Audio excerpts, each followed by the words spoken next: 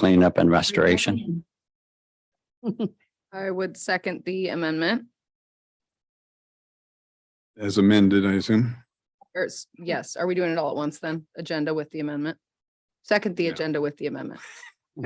Either way you want to do Well, it. so let me just get this straight. At the end of section 1 is when you asked for that, right? Correct.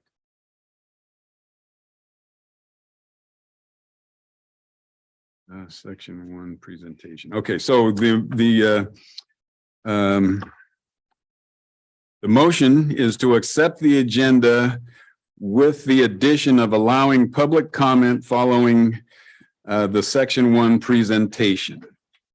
We have a second. All in favor, please say aye. Aye. All right, we have an agenda. So section 1, first thing on the agenda is Bud Inlet sediment cleanup and restoration. First off is staff and consulting team briefing. Lisa Parks, executive services director, you have the floor. I'm going to pass it along to Sam to get us started. Okay. Thank All you, right. Commissioners. Sure. So the history of Bud Inlet did not begin with the formation of the port. And yet here we are in our centennial year with the opportunity to both celebrate our past and our accomplishments in which we literally helped to shape the community, the waterways and the waterfront. We also have the opportunity to take responsibility for our past actions, which include the impact that we have had on water quality, sediment contamination, geomorphology, ecosystem functions, among other things.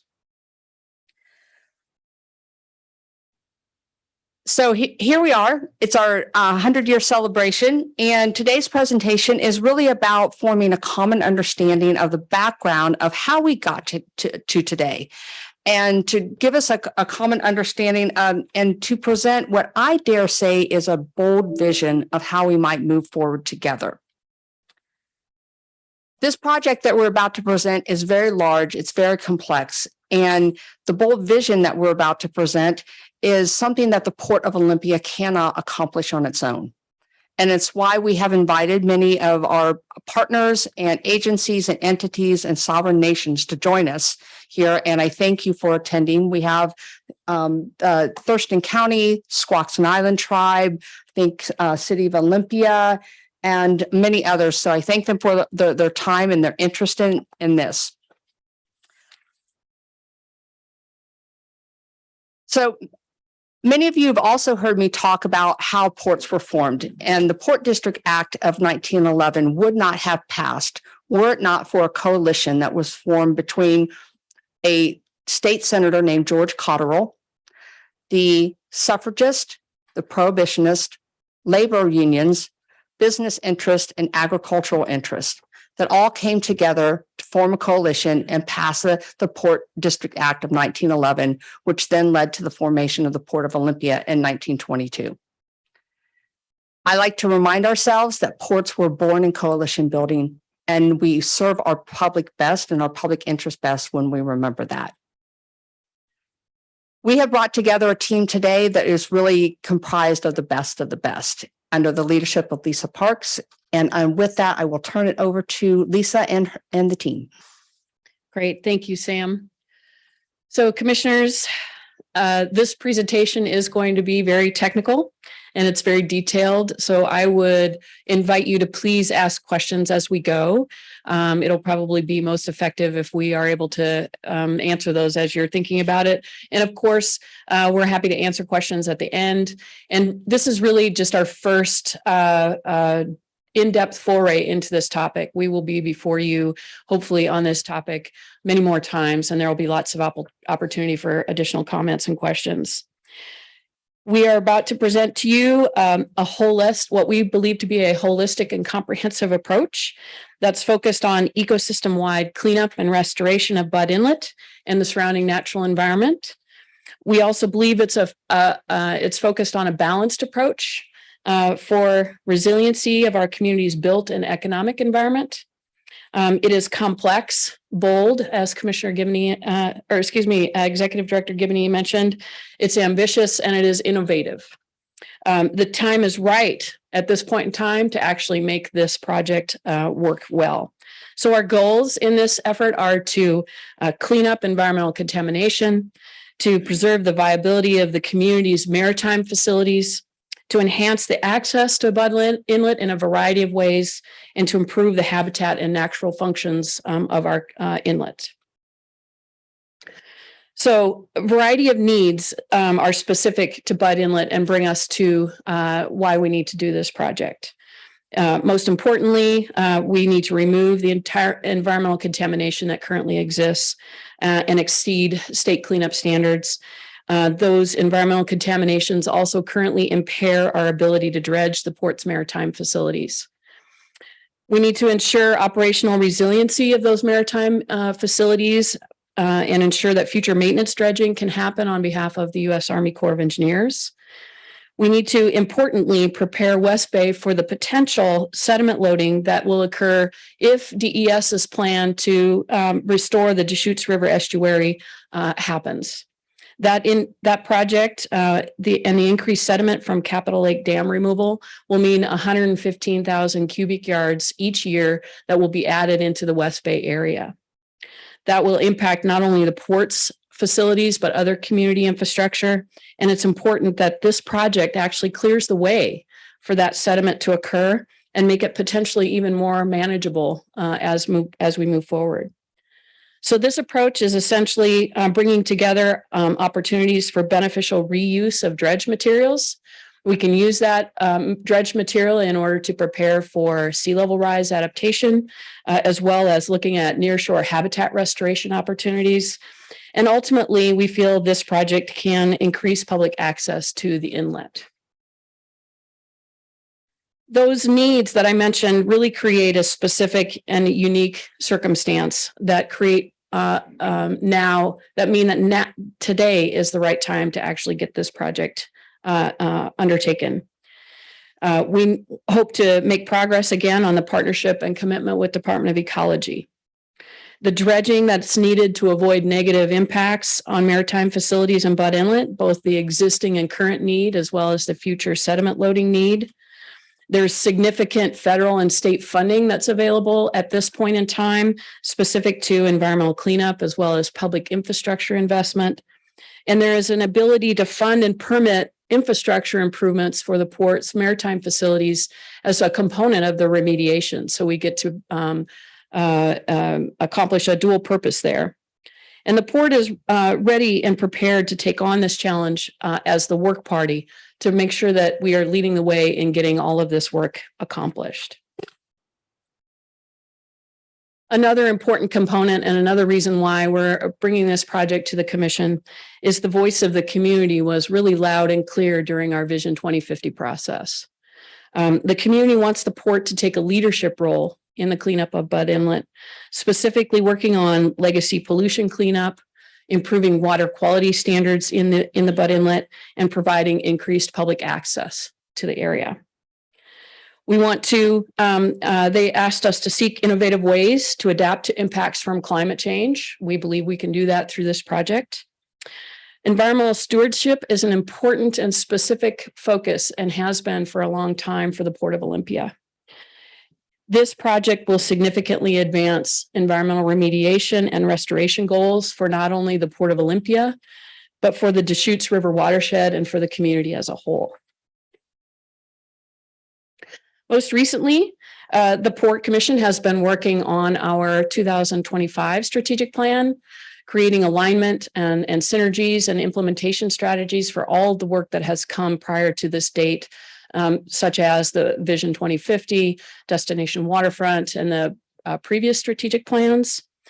There are 6 major initiatives that are being considered in this new strategic plan, and one of which is on the screen now, and that is to provide leadership in not only cleaning up Bud Inlet, but also doing habitat restoration and ensuring maintenance dredging can occur in the future.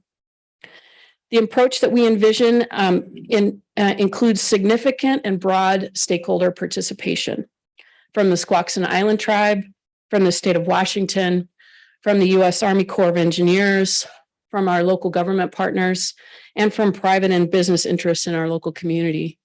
We believe that to accomplish this, we can do so much more than just environmental remediation and operational sustainability for the port with this effort. I'd like to quickly introduce our team. We have a great team of consultants that have a lot of experience with these complex remediation and public works projects, and they have demonstrated successful outcomes in those complex projects. Our technical engineering consultant is Dalton Olmsted and Fuglevand. We like to call them DOF. And they are working primarily on the investigation, the design and engineering and permitting, and then ultimately overseeing the construction of this particular project. Rob Webb is the president of DOF, and he will be presenting later on in our presentation. We also have assistance from both Cascadia Law Group with legal and regulatory issues, as well as Cascadia Policy Solutions, helping us with strategic policy and funding issues, as well as developing agency and stakeholder partnerships. Maya Bellin, who's also the former director of the Department of Ecology and a representative of the Cascadia groups, is here today and will also be presenting.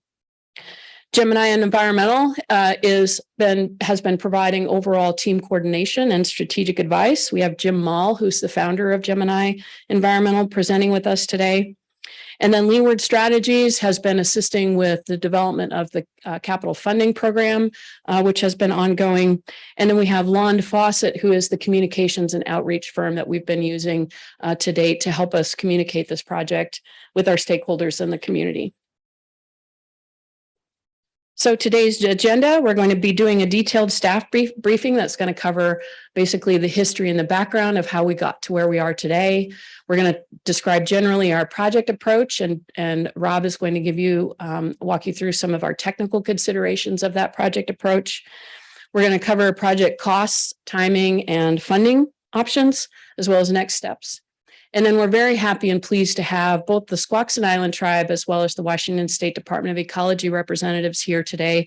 And we hope to have them provide you with their perspectives and comments as well. And with that, I'm going to turn it over to Jim Mall.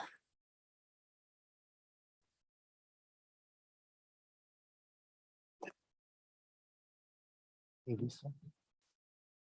What's the? So, okay. Commissioner Harding, Commissioner Ayala, and Commissioner Downing, nice to see you again. I oftentimes speak contemporaneously, but what I want to make sure that I don't miss anything. So what I have to say is this is important. So I've actually written some notes, so I'm going to be referring to my notes during my presentation. Just by way of background, my name is Jim Mall. I'm an environmental consultant, president of Gemini Environmental Strategies, and I have over 40 years of experience in the environmental cleanup business. And I've been working with ports in Washington for over 30 years.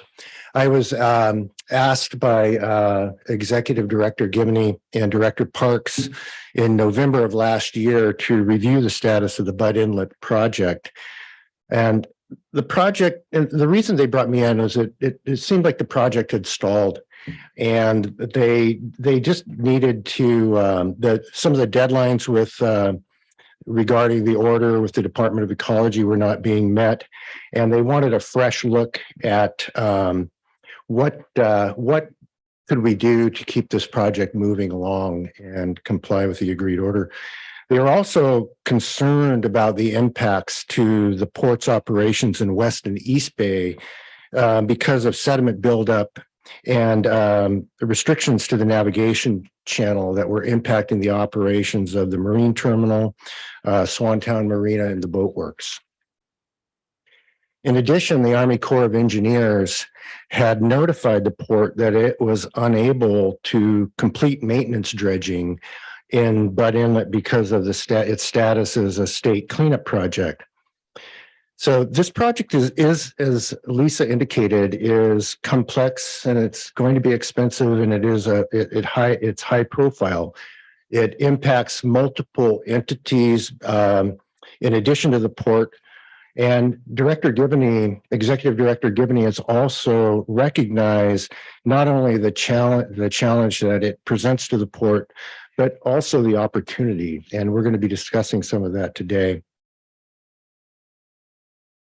A little bit of history. So we have some images of some of the historic operations on the Port Peninsula. And so for much of the 20th century, the Port Peninsula was used for heavy industrial activities. And many of these were natural resource dependent. They were, in some cases, polluting industries, but they also provided a lot of jobs and sustained the community in important ways.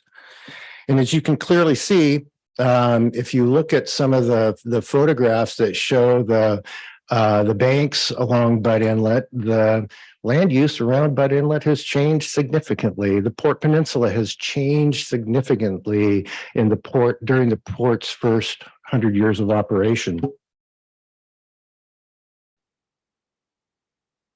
To understand where we are today, it's important to have an awareness of the regulatory history of South Butt Inlet. And I'm going to give you just a quick overview. First, a little bit about the Model Toxics Control Act. And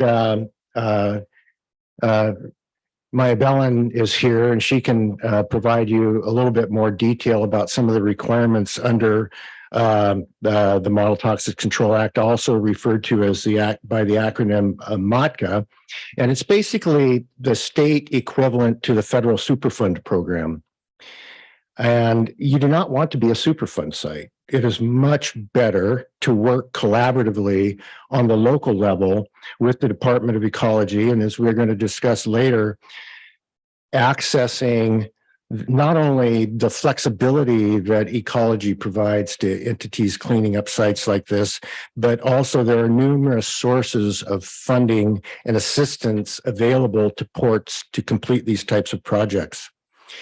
So in 2000, there was an increasing awareness of contamination around Butt Inlet. There was early discovery of this contamination coincided with the creation of the Puget Sound Partnership initiative. This is also not the port's first cleanup project. You're not new to this rodeo. The port cleaned up the Cascade Pool site in the early to mid 1990s, and that wasn't a small cleanup either. In 2000, the port, in 2008, the port entered into an agreed order with the Department of Ecology to conduct a pilot cleanup program and interim action associated with berths 2 and 3, and exploring the feasibility of dredging contamination out from underneath the port's piers. This was successful, and that portion of the agreed order was satisfied. In 2012, there was an agreed order amendment, and that created what's going to be discussed later, this concept of a study area. It's an area shouldering the Port Peninsula and extending about halfway into both west and east bays, and includes the Cascade Pool site. The study area was used to sort of create an area that could focus on study associated with most of the port's operations and where a lot of the contamination was considered to lie. It required additional definition of the nature and extent of contamination. It also required evaluation of cleanup alternatives and preparation of an interim action work plan to implement the selected remedy. The interim act, it's considered to be an interim action because the study area is not representative of what is defined under MOTCA as the site. A site as defined by MOTCA is anywhere contamination has come to be located. We know, and as you've seen in previous presentations, that contamination extends beyond the area that is anticipated in the study area and just the navigation channel and areas associated with the port's operation. So under the administrative order amendment, the port the remaining activities, there were a number of activities required characterization of the nature, extent of contamination, various investigations. The remaining work required to be done under that amendment is completing an analysis of potential cleanup alternatives within the study area and preparing an interim action work plan. Again, it's not for the site, but it's for that area, that study area around the Port Peninsula for cleaning up contamination in this area. That is what the scope of work that you're going to be asked to approve today includes, those two items under that existing agreed order. The AO amendment came with a remedial action grant. It's a 50% of the cost paid for by the Department of Ecology under the grant, 50% of the cost paid for by the port. The estimated cost for the work required under the agreed order amendment is approximately 4.2 million, the port share being 2.1 million of that 4.1. Some of that grant has been spent down. There's a fair amount of money remaining in it. The scope of the current grant agreement requires immediate an amendment and modification. The original scope of the grant actually anticipated that would cover the cleanup, but we've since realized that the scope of the cleanup is going to be larger. So the grant needs to be modified to reflect those two remaining deliverables under the existing agreed order. Okay, I'm sorry. Go ahead. Say that last thing again. I was tracking you all the way up until you said there's a couple of add-ons to the agreed order. Thanks. So the existing agreed order is that the two deliverables remaining under the existing agreed order is completion of the alternatives analysis, which just looks at the different things you can do to clean up the site or the contamination within the study area. And then based upon that analysis, preparing a work plan that talks about how you're going to do that, how you're going to implement the selected action to clean up the contamination. The remedial action grant that the port has the scope of work for the remedial action grant isn't consistent with the scope of work under the existing agreed order, the amendment. And it actually anticipated that grant would be for cleaning up the site, which is not the case anymore. That's the scope under the order has changed. So the scope of work for the existing remedial action grant needs to be modified to reflect what's the work that the port is required to do under the existing agreed order. Did that help? So I read the amendment to the agreed order, and I mean, this is an important point that so far in this conversation, we're not talking about actually putting any dredges on the water. We're only talking about how we're going to do it and what's involved and so on and so forth. So we really haven't got to that point. So this $4 million you're speaking of is 100% for planning and permitting and so forth. Not studies, studies and engineering analysis, looking at what can we do to clean up the contamination. It's not for actually going out and cleaning it up. That's correct. And then the next 4 million will be for engineering and permitting, and then the next chunk of money will be for the actual construction. Something like that. Yeah, we're going to talk more about that in the process. There will be additional steps that need to be taken before we can get to permitting and actual construction. Thank you.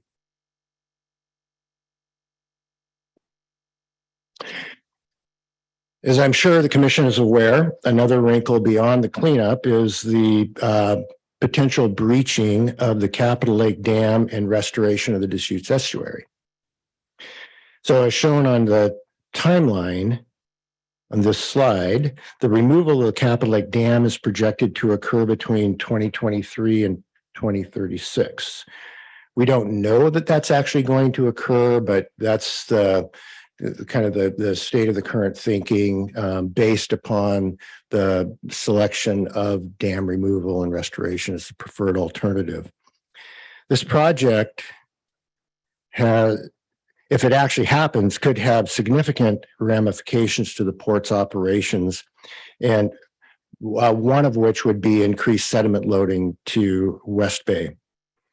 Our approach, and Rob Webb is going to talk more about this in the presentation, is to the remediation and operational dredging prepares the port for either event, whether this happens or not. It positions the port to protect its existing operations in anticipation of potentially increased future sediment loading, or in the case that it doesn't happen, recognizing that there's still continued sedimentation in Budd Inlet, whether the dam is breached or not.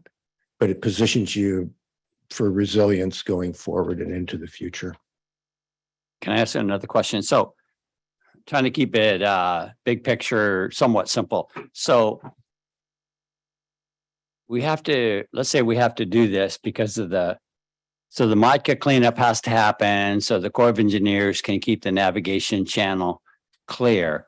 So let's say that happens and that those two events happen, but now the dam is breached and now we've got all the sediment moving down. Has it been ascertained that that is clean sediment, so it's not going to recreate another problem in 15 or 20 years, i.e. dirty sediment over the top of that nice dredging? And then Corps of Engineers says we can't dredge because it's a MICA site again. That's an important question. And I think ultimately that's yet to be determined, and there will be additional studies to determine the sediment quality that might be coming out of Capitol Lake. I can say that, and Rob is going to talk more about this, we are anticipating in the design of whatever the future remedy for that the port, should the port implement that remedy, that there would be measures taken to control the input of future sources of contamination and to protect the remedy. And there will be more discussion about that later in the presentation. So I'm going to conclude by saying these types of projects are not easy. They require not only leadership and vision, but a commitment and disciplined approach. It can redefine the port internally and externally. Fortunately, there are models. Ecology and numerous ports on Puget Sound have developed successful approaches for tackling these large cleanup projects and restoring vitality to the environment, the economy, and communities throughout Puget Sound and the state. And we'd like to bring, should the commission choose to move forward with this project, those resources and approaches to the port.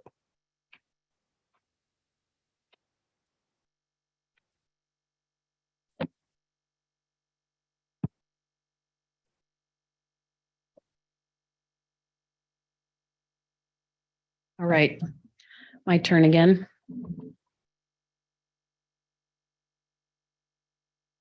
Thanks to Jim for that. So part of our approach is really founded in the idea that the port be positioned as a work party. In other words, overseeing and managing a whole lot of complex and interrelated collaborative work that achieves not only the port's goals, but also other community goals of other stakeholders at large, as well as very specifically. So on the slide here, you could see a lot of the different activities that we're talking about in terms of what needs to be done to achieve all of these different outcomes and what those different outcomes may be. Again, our thought here is to approach this as a holistic, watershed-wide approach with important and beneficial outcomes for the entire community, along with the environmental remediation and operational resiliency that we need for the port's maritime facilities. So this is just a high level overview of our project stages. I'm going to go into more detail about this a little bit later in the presentation. But essentially, the work party concept means that we start with the port's required work, that which Jim just mentioned to you, and then concurrently develop partnerships with other stakeholders and entities in the community that have other needs and opportunities that can benefit from the port doing this work. So it allows for a collaboration and coordination that results in a lot of project efficiencies, so that we're concurrent construction, for example, concurrent construction implementation. If we're in the water doing one thing, we might as well be doing the other thing, and several things. It also allows for financial resources to be efficiently and effectively deployed to cover and accomplish all these wide variety of activities. It does make this ambitious, a very ambitious project moving forward. Again, from a watershed wide look and a Butt Inlet wide cleanup perspective. The intent of the project approach is to ensure that the commission has enough information from which to make thoughtful and intentional decisions. We have broken the project out into different stages in order to be able to talk about and understand the financial considerations, our risk management considerations, and to maximize our opportunities to really develop those different partnerships that create the additional opportunities to achieve different additional outcomes. So essentially, the project consists of two primary phases, one being investigation, design, engineering, and permitting, and the second one being project construction. The first phase is actually divided currently, as we are envisioning it, into two separate stages. Stage 1A is intended to help the port comply with that existing agreed order, and it utilizes the existing remedial action grant that we have with Ecology. Stage 1A results in a selection of a remedy. How are we going to do this? Stage 1B takes that remedy a step further and does the final engineering and design that's required and secures the permitting that's required to accomplish that. And then the final phase is considered to be stage 2 in our project approach, and it really is the actual construction of the remedy. We have a targeted goal of trying to complete that remedy and all of the different potential opportunities that would join with us prior to the Capitol Lake Dam being removed, if and when the Deschutes River Estuary Restoration Project is implemented. Throughout this project, we're looking for additional funding for all of the next stages, and we are again working really hard to develop the partnerships and the stakeholders so we not only accommodate and complete our goals of cleanup and operational resiliency, but we're working to achieve other community-wide goals and other stakeholder-specific goals at the same time. So this is a complex multi-year project.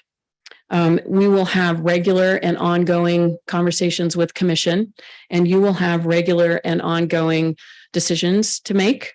Essentially, the commission actions that will generally put into play all of this different work is going to consist of budget approvals and contract approvals for consultant teams. So our first request in order to move forward with stage 1 will be very shortly this fall, and that is to improve consultant agreements to move forward with the stage 1A, which is again funded by the Remedial Action Grant and would get us into compliance with our existing agreed order. Secondly, in the spring of 2023, we would ask you to make that selection of a specific remedy, working with Ecology to come to an agreement on what that selected preferred remedy would be. Also in the spring of 2023, the third step would be to approve funding for stage 1B. And then fourth, again in the spring of 2023, we would ask for approvals in order to get us moving on stage 1B, which would be consultant agreements being approved. Once we get to stage 2, all of that would likely start again in terms of identifying available funding and putting that into place, followed by the consultant agreements to facilitate that work, and then the competitive bid and construction process moving forward. So I'm going to turn it over to Rob at this point for some technical considerations. And I will be back to talk a little bit more in detail about these different elements of the project. Lisa. Good afternoon, everyone. Commissioners, thank you for your time today. My name is Rob Webb. I'm a civil and coastal engineer with Dalton Umstead and Fugel Vander Doff. I've been focused on sediment remediation the last 25 years. And it's interesting as I sit here, I forget sometimes how complicated this is. I look around the room and I watch everybody's reaction as we talk. Overlapping state legal programs, state permitting programs, funding programs, agreed orders, remedial action grants, words and jargon that we just spew all the time. And now I know why people get so bored at me at social events when they ask me what I do and I go anywhere beyond environmental cleanup. Because as soon as you go into it any deeper than that and you peel back the layers of the onion, it gets where we are today. And so it's a complex process. So I'll try and dial in a little bit on it here and maybe make it a little bit more understandable, at least from the engineer's point of view. So we have a number of technical considerations here. When I look at Butt Inlet, when I look at the port's agreed order, these technical things immediately come to my mind as design factors and things I need to consider. One is obviously the order. You got an agreed order. You've already signed up, said you're going to do this. We got to figure out a way to satisfy that order. You're a port, you're a marina. You have navigational requirements or desires, however you want to put it, to keep vessels coming in. Dredging, so ships may pass, is kind of one of the acronyms. And so without dredging, slowly over time, you can't get bigger boats in any longer. When we dredge, we have to do something with the material. We'll talk about that. We have water quality impacts within the Butt Inlet. We have source control issues, new contaminants potentially coming in that we have to manage to have remedy protection. There's benthic issues out here, the mud, the critters that live in the mud are degraded. We'll talk about that.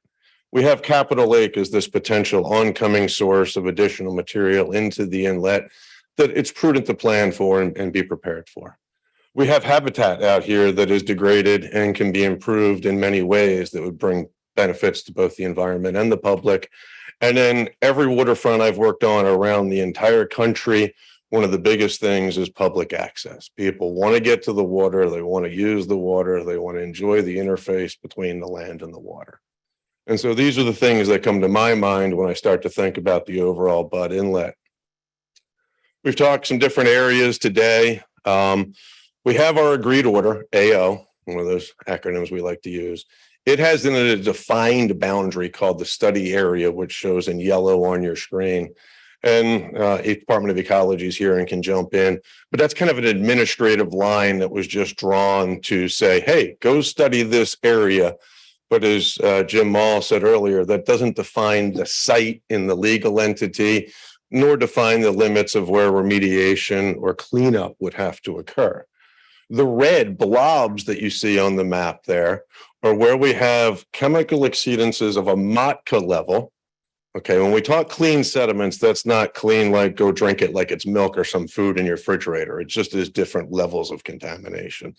So here we have chemical exceedances of a MOTCA level need to be remediated that are in surface sediment. When we start to go down into the layers of sediment and potentially into older sediments, those footprints may indeed get bigger than they show there in surface sediments.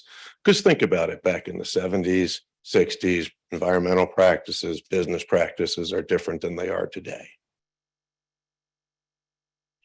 Sorry, went a little fast there. Again, then, because we are a port, a marina, active navigation area, we have this navigational need to maintain a certain depth beneath the keel. And so this chart here shows in red areas within the port's operational area where the depth of water is currently below either the federally authorized depth for the navigation channel or below design depth within the marina, meaning that the depth is no longer what it was designed to be, and you are having impacts on navigation. We've mentioned already, Jim Mall did, and I'll let Maya jump in here on the legal portion if anybody is interested, but because it is a MOTCA contaminated site, the Corps will not come in and dredge until that is remediated. They don't want the liability. You want to add anything to that anymore? Hello, commissioners. Just we've received several questions on this particular point.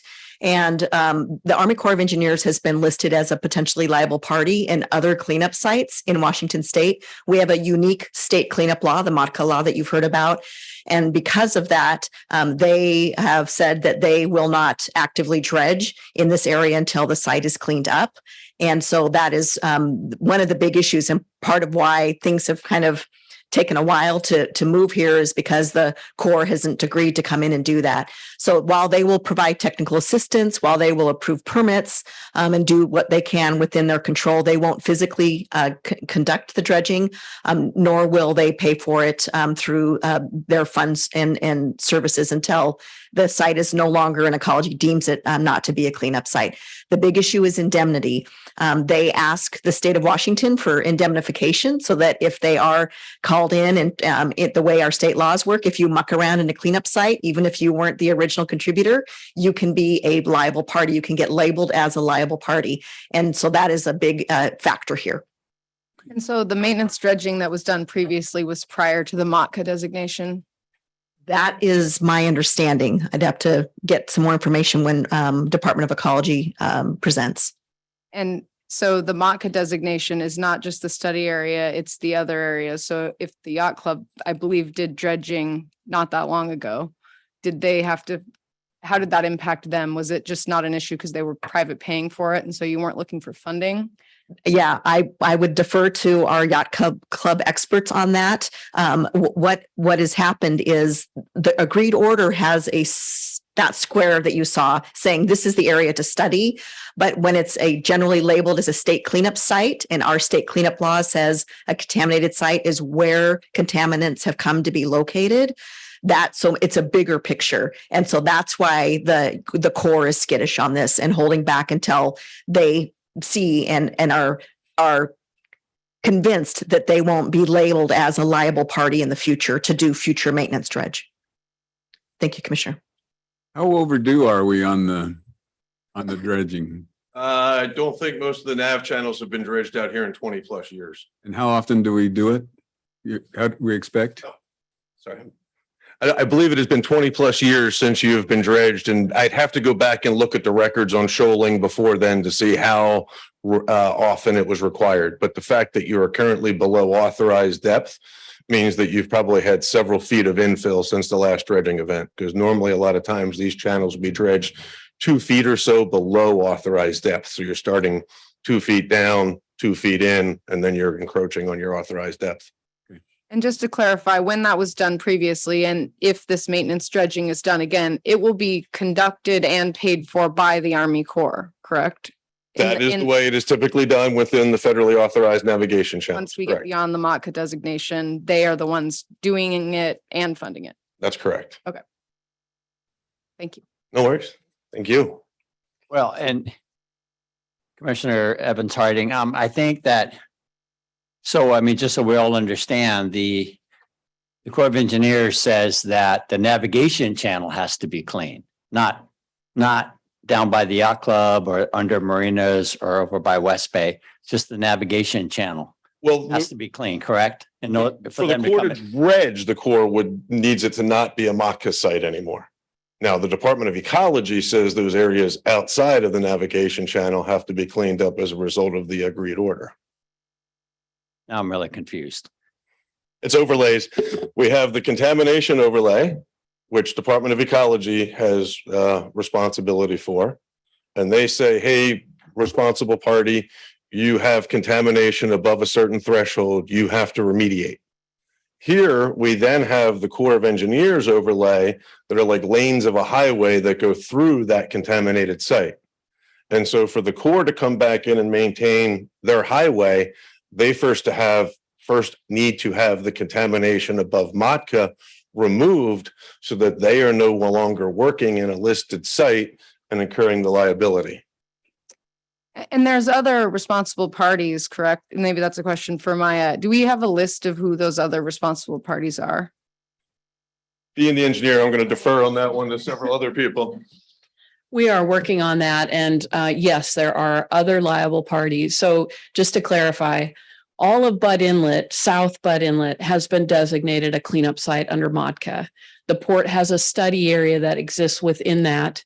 And then the federal navigational channel and turning basin, which is what you see on the screen right now, overlays on top of that. All of that. And so I hope those boundaries make some sense. But so all of Bud Inlet is contaminated. We have our study area that we have an obligation to address through the agreed order. The Army Corps of Engineers, so our study area includes a portion of the Corps of Engineers navigational areas. They will not dredge on a maintenance basis inside of those areas until the environmental cleanup is addressed. To your point, Commissioner Downing, the yacht club, they are in an area that is part of the contaminated site under MODCA. The Army Corps of Engineers does not do maintenance dredging outside of their navigational channel. I think I understand that to be one of the things that you were clarifying. Thank you. Thank you, Lisa. Sorry about that, Commissioner. My misunderstanding on your question there. Any other questions at the moment or move on? Like I said, this is complex, so feel free. Little information here on just benthic quality study here by the Department of Ecology. The big thing is here, you got two different study years, 2011, 2018. This is the most recent version. And it just shows that benthic quality within Bud Inlet on a whole continues to decline. Water quality, similar issue. We have degraded water quality throughout Bud Inlet. There are TMDLs being put forth, total maximum daily loads, to try and address the water quality. So again, multiple overlying environmental impacts here within the inlet. Habitat, there is a shortage of good quality habitat here, diversified habitat within the inlet. There's been a number of studies already done. Big one here was on the West Bay involving a bunch of the shoreline properties over along West Bay. It gives a really nice blueprint on potential habitat improvement over there along that shoreline. We already mentioned the Capitol Lake project and their focus or preferred remedy of the estuary alternative, and the fact that if that is indeed implemented, that will allow the free flow of sediment to the order of about 115,000 cubic yards, 600, 700,000 every 6 years that will come in. This is from their EIS, and this is their predicted maintenance dredging in West Bay following implementation of the estuary construction and removal of the dam. And what they show is a 6-year dredging cycle where the yacht club would need to be dredged every 6 years. The other private marinas, the Port of Olympia and the Federal Navigation Channel would be on about a 12-year dredging cycle.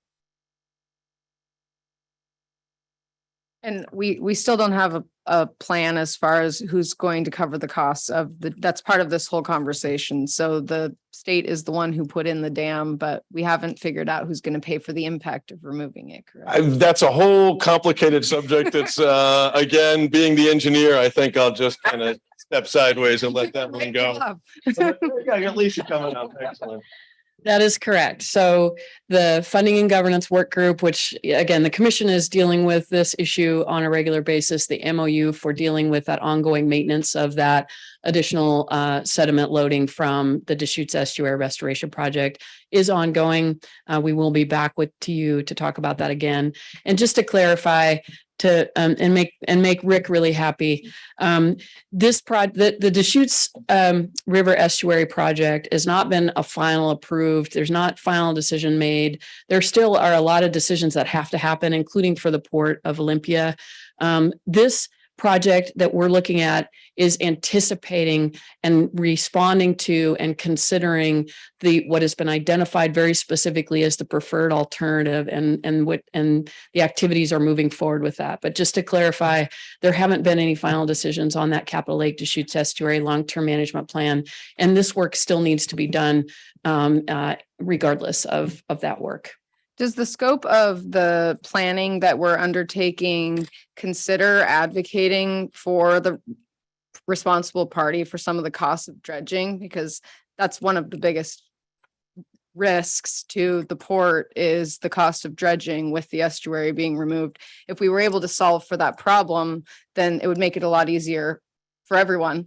Is that something that is contemplated in the scope of the work that's being done, or is that a separate? So we are looking to leverage what's going on with Capitol Lake Deschutes Estuary and the Deschutes River Estuary restoration project in terms of being able to help us find available funding for this one. So we are leaving no stone unturned in terms of trying to find funding to accomplish this work. And in part, that's why it makes a lot of sense to partner and collaborate and make this problem a bit bigger, to be able to bring in more opportunities and more funding to be able to accomplish the different goals that the community at large has for the entirety of the Bud Inlet watershed.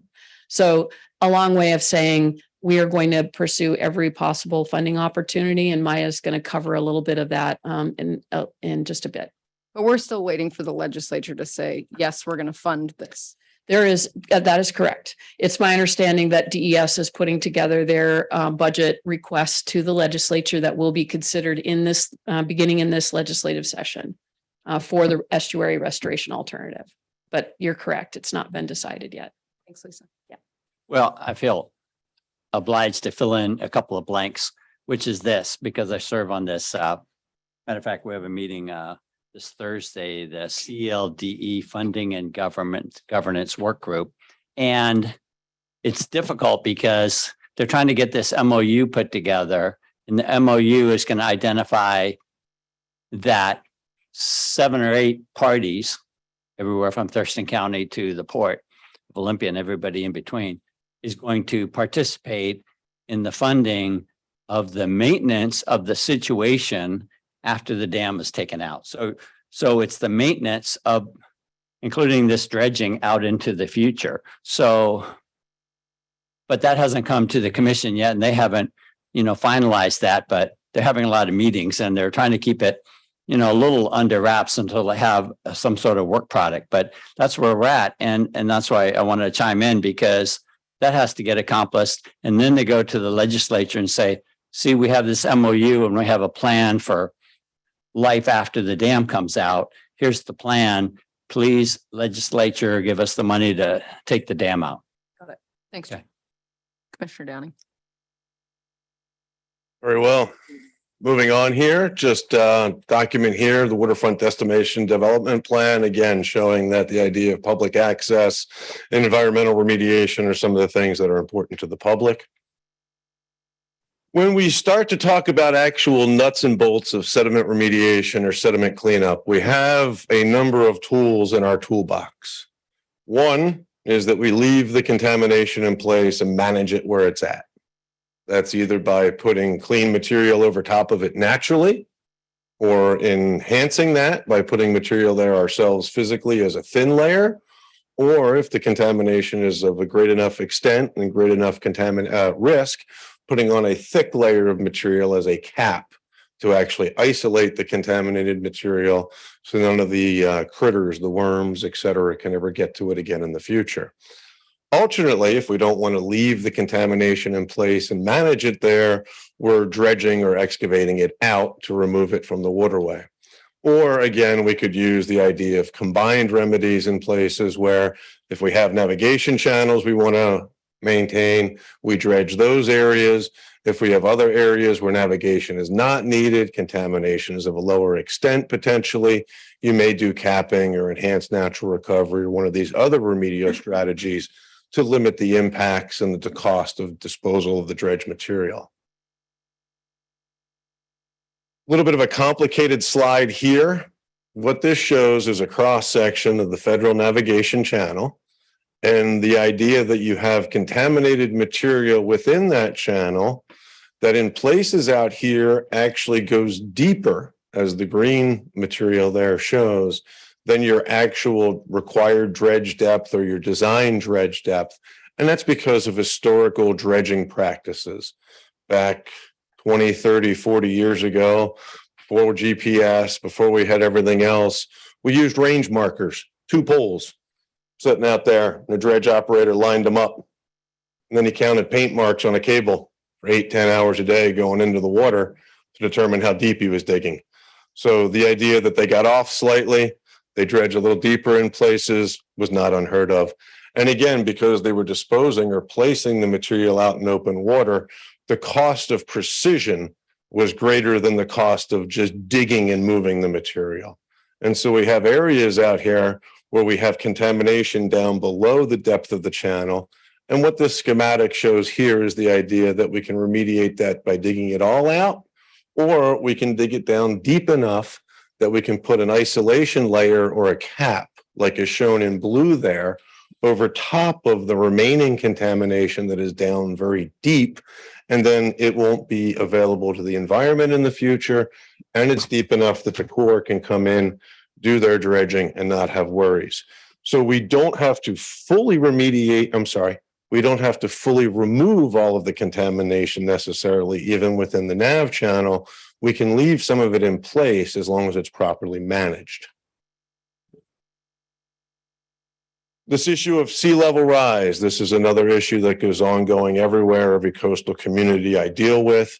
Much of the Port Peninsula was built using dredge material. That was the material that was mined to build the port. If you go back and look at historical photos, you can see the dikes that were there. You can see material being pumped in. The idea of beneficially reusing some of this dredge material to now address the current problem, which isn't building new land like they were back then, but rather raising or protecting the land we have from sea level rise. So the potential to use some of this dredge material beneficially to raise the land or build dikes. Dredging. When I first went to work for my mentor, Greg Hartman, 20 some years ago, he said to me one day when I had first started that dredging should be a 2-word word. And I looked at him and wondered what I guess got myself into. Because words are 1 word. And then he explained to me, no, if you're going to dredge it, you got to get rid of it. Like this little kid right here that just picked up the mud and realized he can't put it in his pocket and take it home.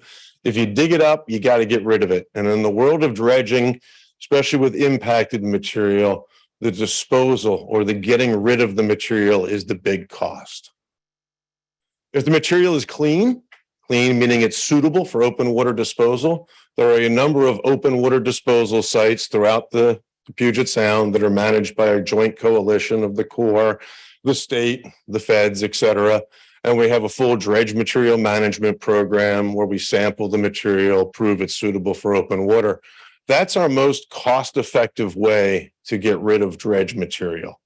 Dig it up from where we don't want it, take it out to deep water and dump it. It's the historical practice. When we have chemicals in the water, we can't do that, or chemicals in the sediment, excuse me. And so when we talk here about impacted sediments, there's different layers or thresholds we have to think of. One is this MOTCA level where we have to go out and clean it up because it's got a risk associated to it. The other is the level required to be able to place materials out in open water. And their disposal site management objective is 4. Don't worry about all the acronyms and units and everything else after that. It's 4. And our averages here in the study area are 19 up to about 40. And so that is a level of contamination even below the MOTCA standard for cleanup, where if we want to be able to take material into open water, we have to be below. So this is why the idea of managing this material effectively through beneficial reuse, sea level rise, or something else becomes so important, because taking it out to open water is probably not very practicable. So if we can't take it to open water, what do we have to do with it? Well, the low-hanging fruit is take it to landfill. That's also the very expensive option. It's also the most impacting from a carbon footprint or anything else like that, but it's always an option. Incrementally in the middle between them is the idea of either on-site beneficial reuse, maybe it's what's called a special purpose landfill, similar to what was done for the Cascade Pole site, which is shown in the upper photo there, where the intertidal sediments were excavated, placed up on the land within a managed area, and used that way. And again, avoids the idea of sending them all the way over to Eastern Washington or Eastern Oregon by train to the landfill. So we've talked about all these different areas, the agreed order, the contamination, et cetera. And in breaking this down and working with the port here, working with Lisa, working with Sam, we have this definition of the port's priority areas. And these are the areas that are really important to the port, obviously up front. And they're shown here in yellow. They're the areas of the agreed order extended out to some area beyond there based on chemistry, source control, et cetera. The nav channels up to the north, and then two areas down to the south within the East and West Bay that I'll talk about a little bit more here in just a minute. And so, talked before, got a couple of different tools in the toolbox on how to manage contaminated sediments. We can leave them in place, we can cap them, we can remove them. When I was asked to take a look here at what was a reasonable approach to how to address the issue of contamination plus the port's long-term objectives, and we put together a potential approach I'll walk through right now. As we've talked about, you've got navigation channels and you have a desire to keep those at their depth, allow vessels to pass, allow the core to come back in. So obviously we want to get in, dredge them out, clean them up. Up at the north end, we have the old Cascade Pole site where we have potentials for some habitat creation. Also, because there's no navigational needs there, capping or ENR become a potential remedy for the areas that are impacted. As we come down around into East Bay, we have Swantown Marina and the Boat Works, very active commercial establishments. Navigational needs, again, a proper remedy in there would be to go in and dredge out the contaminated material, restore the navigational depth. We know that we have sediment input from Moxley Creek over in East Bay, and then coming up potentially, as we've discussed multiple times, from Capitol Lake. It's a lot easier to dredge material when it's in one spot and kind of thick, as opposed to spread far and wide and very thin. And so the idea here of sediment control structures, going in and dredging out a settling basin ahead of time, maybe these materials are even clean because of where they're located. Those can be used for beneficial reuse more easily or taken to open water. But then this would create settling basins where the sediment that is coming in and currently creating these navigational impacts because it goes everywhere to be managed in a more focused location. So you just create a deeper hole so that when you remove the dam, it goes there and It's- you just pull it out of the hole rather than all the way. Okay. You got it.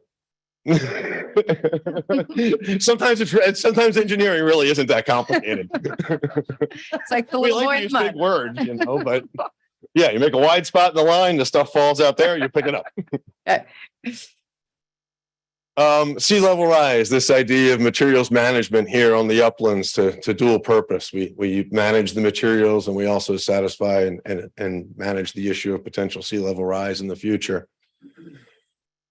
The old log pond there, to everyone that is a dredge or sediment remediation professional, we look at that and we go, oh, I could put a lot of sediment in that old log pond. Historically, that's been kind of an issue with the public because there's issues with putting contaminated materials back in the waterway. But the ability to properly design and use that site there to place dredge materials would be a significant improvement to the overall project, because it would reduce the amount of material, again, that would potentially need to be sent off the site to a landfill.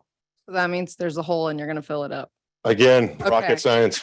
Would that be like additional land that was created? It could be additional land, or it could be just brought up from deep water to intertidal, so you actually get more habitat out of it and have the contaminated material down on the bottom.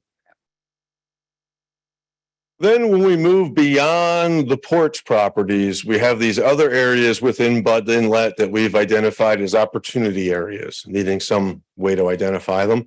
And again, going around the horn, the idea that we have other marinas over in West Bay. And as I mentioned, right now, under the estuary plan, if it does go through, dredging would need to occur in the marina there about every 6 years. And there's no place worse to dredge than a marina. So if you can keep the sediment out of the marina, that is a huge bonus, because trying to dredge around boats, trying to dredge around slips, trying to dredge around boathouses is awful. And I can tell you that from personal experience in many places. The idea of West Bay habitat along the shoreline over there, as I mentioned, borrowing on the studies that have already been done and improving that habitat there. We have other areas where they're outside the navigation, and maybe capping or ENR is an appropriate remedy. Over in East Bay, again, we have properties over there that have impacts to them from the MACA contamination, the ability to come in there, do some habitat improvements, potentially enhance natural recovery or dredging to remediate those sediments there also. That kind of gives you a whirlwind tour of the potential technical approach. And with that, unless there's any questions, I'll turn it back to Lisa. I guess I have one more question. So it seems like it's been maybe we'll be able to deep water disposal, maybe we'll have to upland. And what I hear you saying is we're going upland, or we're going with capping or using it in one of these other places. We're not deep water disposal. Maybe a marginal amount of material, but not a significant fraction. And from a cost perspective, the cost of any of those is similar, or is it cheaper to use it in the log pond than it is I'm assuming, than to truck it to Eastern Washington? The ability to use the material beneficially on site or to place it in a place like the log pond would reduce project costs probably about 50% compared to going to landfill. And then what's the difference in the cost between deep water disposal and landfill? Oh, yeah. A tenth. Wow. Yeah. Yeah, we're talking dollars per yard to take it out to open for the tipping fee, if you will, the disposal part, not the dredging part, versus $150, $200 a ton to take it to the landfill. And they've been saying the same thing about the Capitol Lake sediments. Like, we don't know. Is this a similar answer that no, they're going to have to be reused or they're going to have to be landfilled? Or I have not studied the Capitol Lake sediments in detail, so I don't want to speak to that. Okay. Thank you. You're welcome.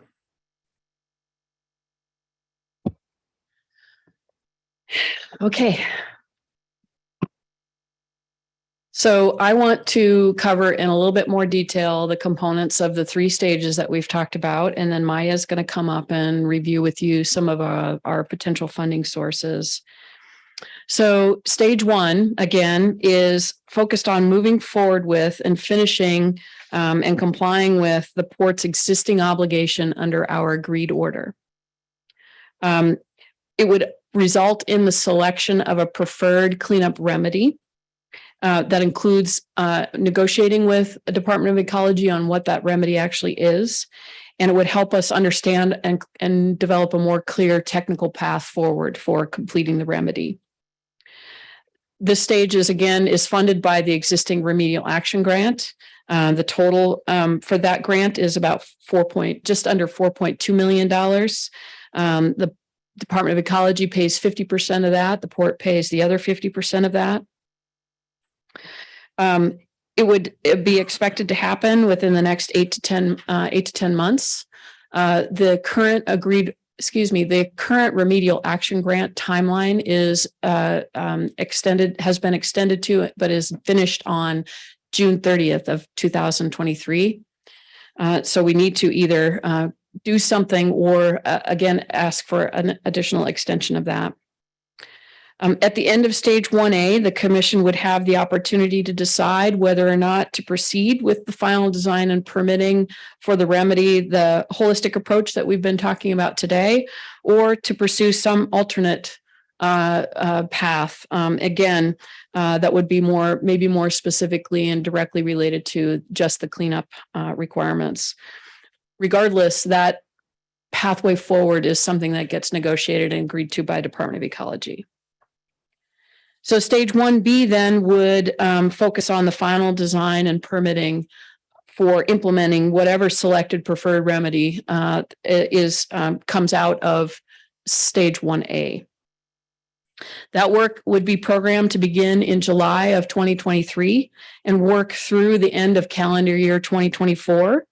The goal of starting initial construction would be during the work window that happens in the summer of 2025. The total cost of stage 1B, we are anticipating to be about $4.2 million, just under that. And that source of that funding has not yet been secured, but there are several viable sources that have been identified and we've already had preliminary conversations about the options for how to fund that $4.2 million. To be clear, stage 1B would not begin until and unless the commission decides to move forward and that you've found a satisfactory funding source for moving forward with stage 1B, and we've identified that and secured it. Throughout this whole first phase of work, there are additional tasks that are going to be required. A lot of them are going to be related to developing these stakeholder partnerships and opportunities for collaboration. Those costs may not be grant eligible. So on the slide here, you see on the bottom left, about $362,000. Those are activities that are not expected to be eligible for the current remedial action grant. And if we move into stage 1B with any type of ecology remedial action grant, those activities are largely not aren't expected to be eligible under that either. And most of those are legal work, including background work and research, investigation related to insurance recovery, creating the development agreements and the mutual agreements that might come into play if we are able to develop the partnerships with other stakeholders to do additional work while we're meeting our needs. And so that work, again, is projected to be just under $365,000 during this time frame that is done at the end of 2024. And then stage 2 is the actual construction of the preferred remedy, as well as any of these additional opportunities that we're able to develop between now and then. Again, the goal is that the construction would begin in the summer of 2025 and likely continue for several years after that.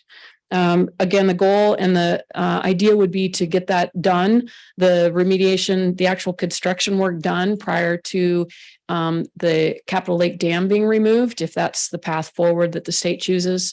Again, and reiterating, in DES's process, that is anticipated to occur no sooner than 2033 or as late as 2036. So we do have an opportunity to accomplish a lot of this work, but the time window will close fairly rapidly in terms of trying to get things designed, engineered, and constructed and permitted over the course of the next several years.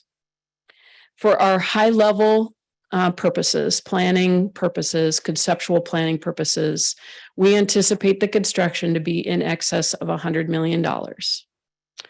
So we are starting to explore potential additional funding sources. Some of those include federal and state grant programs or direct appropriations, participation from other stakeholders that benefit from this work that we're doing, as well as a variety of innovative funding sources. And I'm going to let Maya cover those here in just a second. And again, the development of the funding plan is integral,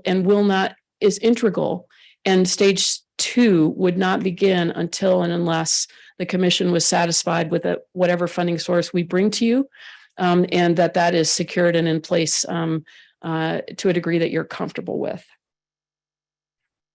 So with that, So one quick question sure. On stage 1B, you mentioned that well, all of them actually. It's up to the commission to decide whether or not to move forward with that. How does that affect the agreed order? So it is a partnership. Currently, the remediation of our obligation with regard to environmental cleanup is being pursued as a collaborative effort with the Department of Ecology. And that results in these agreed orders and the agreement to move forward. So it is the commission's decision, and the work that we do between now and construction must be and has to be agreed to and developed with partnership in partnership with Department of Ecology. Thank you. Your stage 2 construction, do you anticipate that's a 2-year project, a 3-year project, or a 5-year project, or do you have any idea? I could defer to Rob on that one, but I believe it's in the neighborhood of 5 years. You want to take that 5 years? Well, it's going to depend on how many of those opportunity areas that we wind up doing and then how we can sequence it. Things like dredging the Swantown Marina. That takes a fair bit of planning to work out because you got to figure out where to put boats and put marina parts and everything else. So it's a multi-year process. And also just to clarify, our current remedial action grant is just stage 1A. Correct. What we have agreed to is 1A. Correct. And one of the things when I was meeting with Lisa, that was a little bit of an aha for me is if we have $100 million project over 5 years and the port is administering that $20 million a year, we're looking at over doubling our operating budget. So I think that's something to think about as far as organizational capacity. This is a massive change in employees and scope. This is just like massive. So I can't even. yeah, begin to I know. I think was like, about well, it. we're actually It kind okay. of dwarfs anything the port has Right. done in the last decade. So. Yeah. Yeah. So it's super exciting.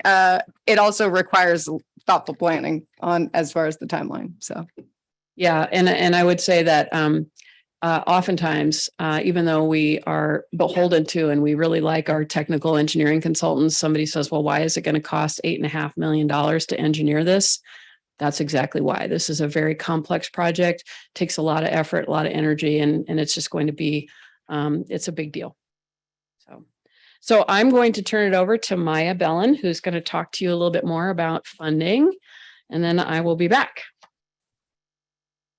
So I understand the upshot now of why I was assigned to talk about, can we get money to help make this happen? Thank you very much to Lisa and Sam for giving me this assignment. Again, it's a pleasure to be in front of you today. Commissioners, Maya Bellin, former Department of Ecology Director and currently working at Cascadia, supporting the team on a wide variety of issues, but a major focus is trying to kind of make sure no stone goes unturned in terms of looking for funding opportunities. As Commissioner Evans Harding just said, 20 million a year. The point is to hopefully not have that be a port expense, but have all of the different grants and programs and partnerships come into play to be able to provide that funding.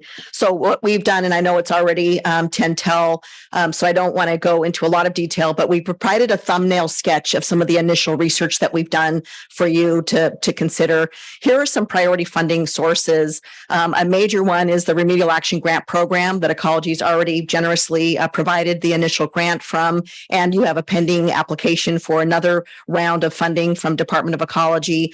If you'll look on the right side, we've got eligibility, timing, value, and just the overall potential for this to move forward. So green, of course, is we've got a lot of confidence in the port and the project being able to receive funding in this regard. When we get into yellow, there may be some timing issues or a constraint where we won't, the program can't be applied for a year from now or 2 years from now. When we get into red, you'll see that there's just straight up not the ability to be eligible by virtue of the status of the port. But some of your partnerships that you're developing, including with the Squaxin Island Tribe and the Tribal Connection, could also potentially open up some funding that otherwise wouldn't be. So you're looking forward in terms of collaboration with other local governments, municipalities, and sovereign nations is very important. So we've also got the integrated planning grant program that Department of Ecology has that we are considering. Another potential source of funding is the Maritime Administration, the MARAD funding that you are eligible for. It's just a timing issue right now. So getting that application pulled together and getting it in for the next round. And then your staff are looking closely at contribution from potentially liable parties. This is exactly a question that a commissioner asked earlier today, which is if there are other liable parties, where does that put that? That's a list that's getting pulled together. Department of Ecology has its understanding of additional contributors to contamination in Bud Inlet. And because of the MATCA law that we have, there is an ability to get shared contribution, is what we call it, in a nice way of putting it, for their share of contamination. In our state, if you're a liable party, you are jointly and severally liable for the cleanup. So Ecology could just work with one party, or you could have 50 parties on a site and they can work with all 50. Right now, they are cooperatively and flexibly working with the port, but there are other potentially liable parties that we can look to provide their fair share of the contribution for this cleanup.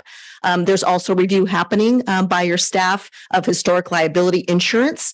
There are old insurance policies that exist that are being having a historical forensics happening right now to see if there are insurance policies that can be called in and claims made to be able to cover parts of these of this cleanup. Because of the comprehensive approach that you're taking in looking at this, from not just being a really narrow siloed cleanup, but the implications of habitat restoration, that opens up a lot of other pots of money.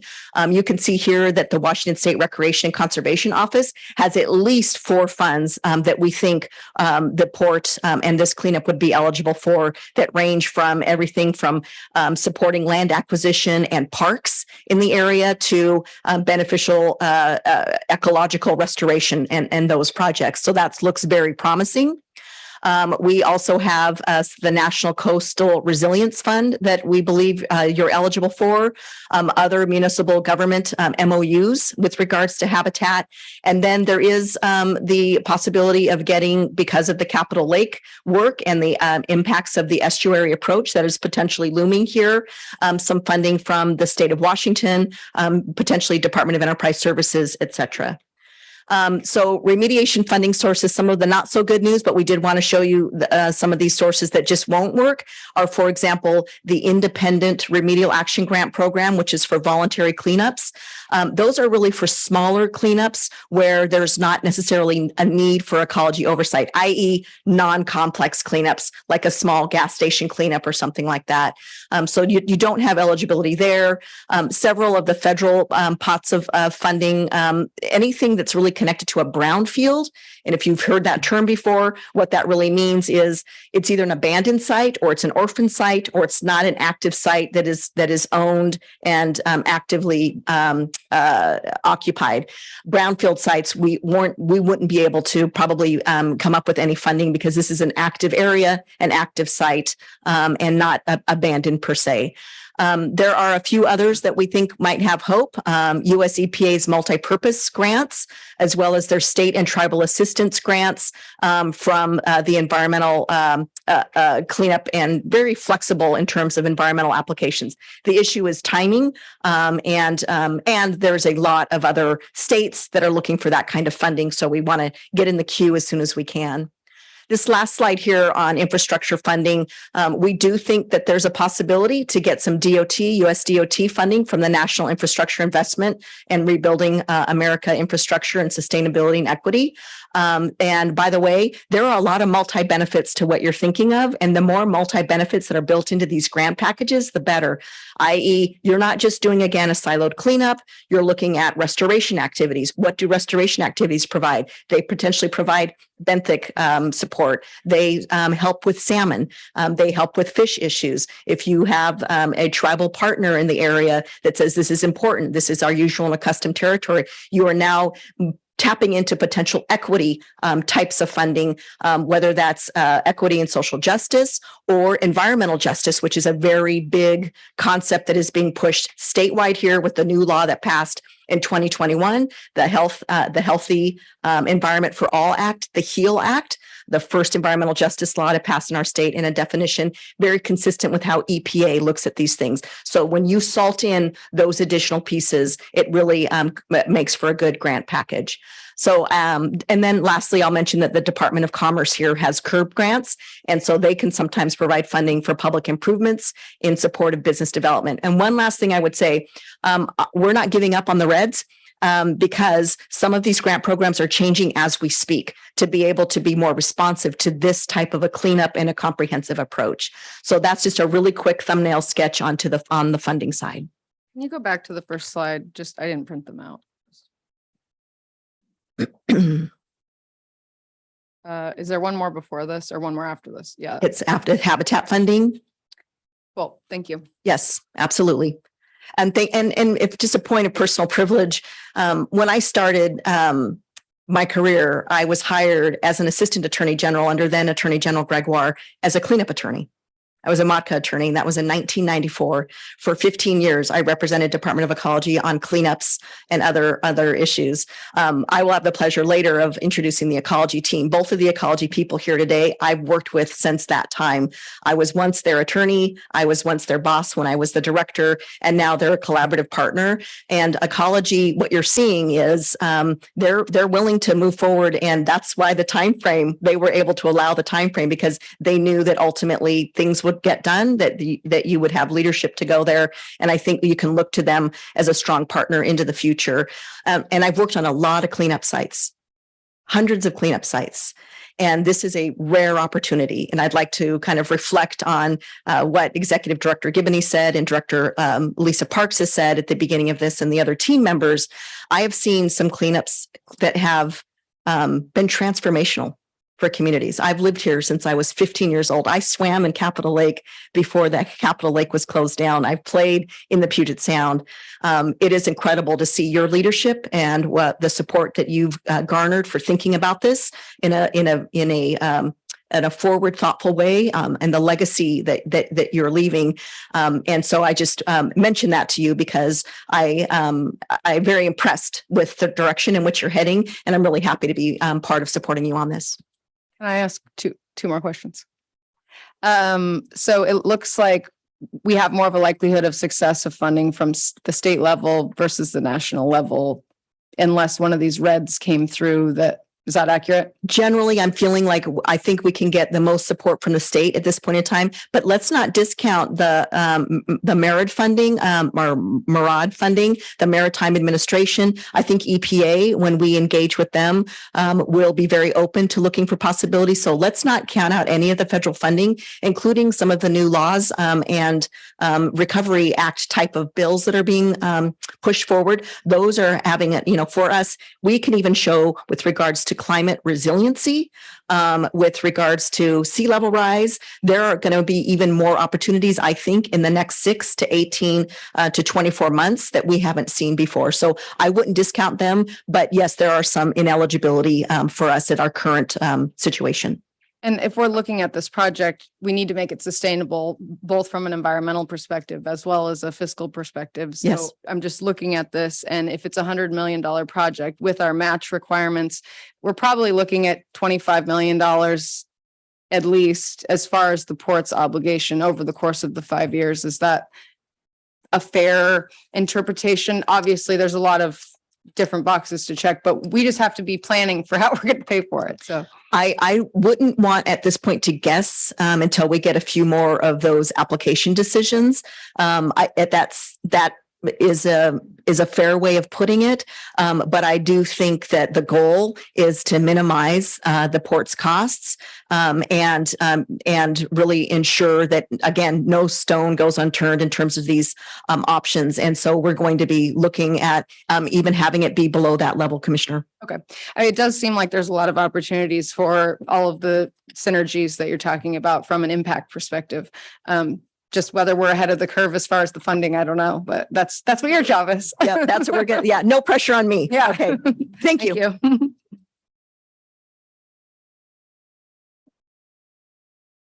Okay, I am going to try and get through the next steps here real quickly so that we can move on and have the Squaxin Island Tribe and Department of Ecology join us and give their views. So this slide just basically shows, again, the project milestones, the different stages, and essentially what needs to happen in each of those. Again, stage 1A, compliance with the existing agreed order. We need to get some consultant contracts in place. We need to work with ecology to line up the scope of work of the remedial action grant with the agreed order. And at the end of that process, select a remedy. We expect to do that in the next 6 to 8 months by spring of 2023. Stage 1B, we need to consider and find funding and first execute contracts. And then that is completed. That is completed when we get the final design and permitting done. And then stage 2, again, funding is the big picture and implementing through construction. So specifically the next steps, and we're not going to ask you to make a decision today, but we are going to be coming to the commission during your regular commission meetings in the next couple of months. Very specifically in September, early October, we're going to be coming to you and asking for some scope amendments and our contract amendments to add dollars to our consultant team's contracts. We have 5 contracts that we need to get extended in September and October. One of those is potentially not grant eligible. That's the one with Cascadia Law Group, but the remaining we believe will be grant eligible. Also during this general timeframe, we need to begin conversations with ecology about getting that remedial action grant scope amended to line up with the agreed order. And then very early in January 2023, we're going to come to you and ask for some contract extensions for those people who are going to be helping us find that $100 million+ Leeward Strategies. Crossroads Strategies is our federal lobbying firm that we've put under contract for in a temporary way. And then Bruce Beckett with the Beckett Group is our state level lobbyist. So we'll need to ask that you approve those contract amendments sometime after the first part of the year if we decide to move forward. So those are the decisions that we're going to be asking the commission to make very shortly. So with that, I'm going to hand over the opportunity to introduce our next two presenters to Maya, given her special relationship with both of them. So I do have the pleasure of introducing representatives from the Squaxin Island Tribe today. On the telephone, as I understand it, is Ray Peters, who is the executive director for the tribe. And here in person to provide some remarks is Jeff Dickinson, a longtime natural resources department and expert from the Squaxin Island Tribe. And then after Jeff, Department of Ecology will also be providing some remarks. I'm going to introduce to you the new program manager, or not so new now, Barry Rogalski of the Model Toxics Control Act, the Toxics Cleanup Program from Department of Ecology. Barry's here on my right, and he supervises, he runs the entire cleanup program for the whole state. And Rebecca Lawson is here with him as well. She is the section manager for the Southwest region, which is the region of the state that we're in for Department of Ecology's purposes. And Rebecca has been overseeing the work with the Port of Olympia to date, and she will be providing some remarks about ecology's perspective. So I'll hand it over to Jeff now.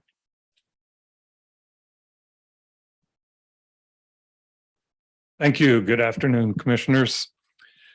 Jeff Dickinson. I am in transition, you might say. I'm a senior policy analyst, almost retired at the Squaxin Island Tribe. I've been there a few years, and as you know, I've been here. Probably the last time I was at a Port Commission meeting, I was sitting on your side of the room. And during that time, we tackled one of those other big contamination projects, Cascade Pole. So I have a little bit of experience with doing cleanup projects in Butt Inlet. I'm very pleased to forward to you today the perspective of the Squaxin Island Tribe, in that we are excited to work with the port and very supportive of the direction that you are taking here. Obviously, this contamination that exists out in the bay has been there for a long time. And we are advocates for getting it cleaned up as much as possible. There are, of course, more sites than the port. There are multiple MOTCA sites in Butt Inlet, and we pay attention to all of them. As the tribe views things, this is all part of a larger whole. We don't look at just the estuary, just Capitol Lake, just the bay. You know, this is all the start of a watershed up in the Deschutes, and works its way down through these waters and out into the waters that that the tribe has fished for millennia. And it's important to the tribe that these things are cleaned up, not only for the fish in support of the natural environment, but also for the fishers, the tribal members that fish these waters and are exposed to the waters and sediments out here in Butt Inlet as they do. So it's very important to the tribe to see this through.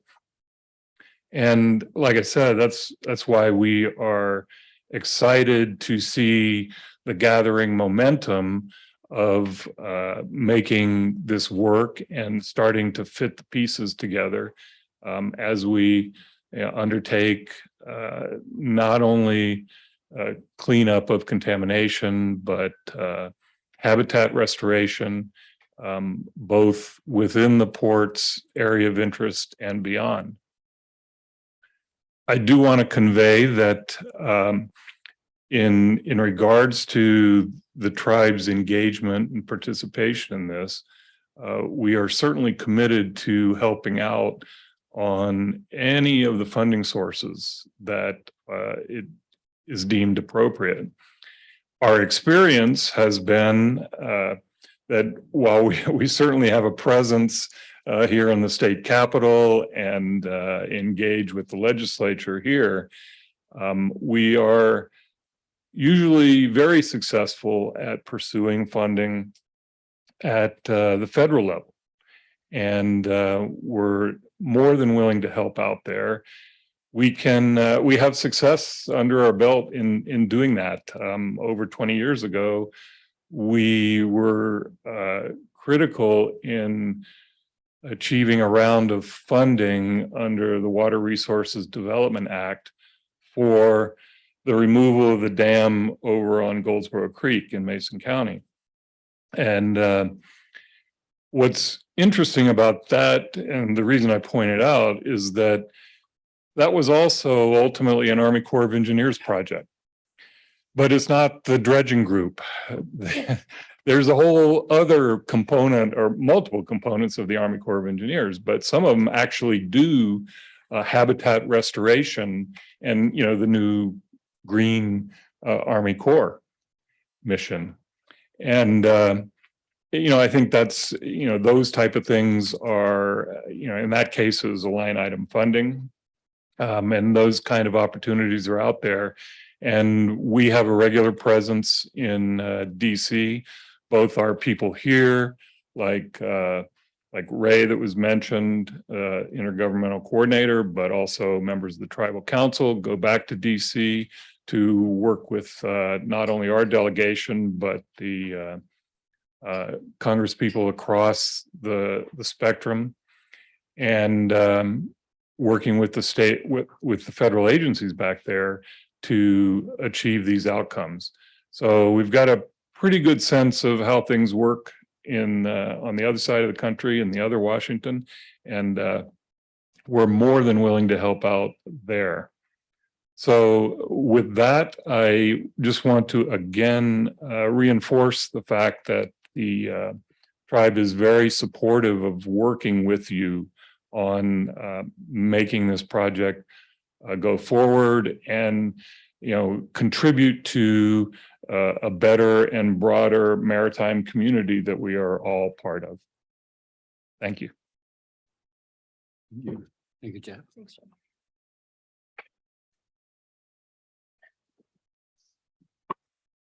Hello, Commissioners. I want to thank you for inviting us here today. I'm going to spend about 5 minutes or so sharing Ecology's perspective on this project. Sediment contamination in Butt Inlet is a very complicated issue. It is primarily legacy contamination from past industrial activities, and many of the entities that caused the contamination no longer exist. Ecology began working with the port on cleaning up Butt Inlet sediments in 2008 when we entered into an agreed order to dredge the port's berths 2 and 3, which was completed in 2009. This was an interim cleanup action that removed contaminated sediments from Butt Inlet and restored the necessary navigational depths to those berths. And in that case, the port hauled off all the sediments on rail cars out from here. And it was quite expensive. I'm sure that's in your records somewhere. In 2012, we amended that agreed order to take the next steps in addressing sediment contamination in Butt Inlet.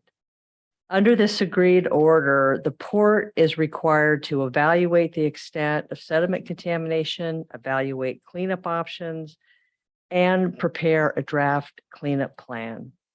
Under this AO amendment, as has been mentioned, we identified a study area. Again, that was an administrative boundary at the time. However, we have experienced technical challenges in trying to identify remedies for just parts of Bud Inlet. And we realized that we really need to take a more holistic approach. And we've had these conversations with port staff, and the port has responded with the visionary strategy that was presented today. With the port stepping up to take a leadership role in the cleanup of Bud Inlet sediments, the port is eligible to apply for remedial action grants. We've talked a little bit about that. And they could fund up to 50% of eligible cleanup costs. And I want to be clear that Ecology can't commit future funding. We can only provide funding based on what were appropriated by the legislature.